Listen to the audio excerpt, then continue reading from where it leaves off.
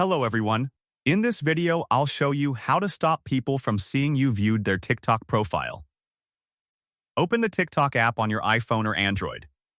Then tap on Profile, which is located at the bottom right corner of your screen.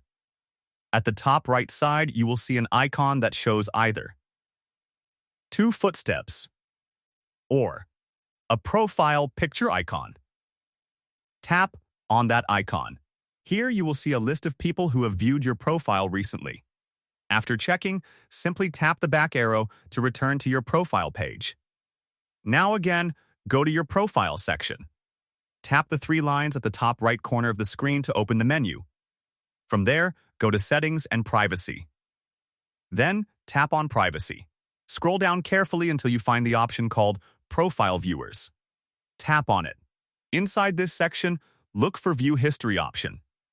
Now simply turn it off to stop others from seeing that you viewed their profile.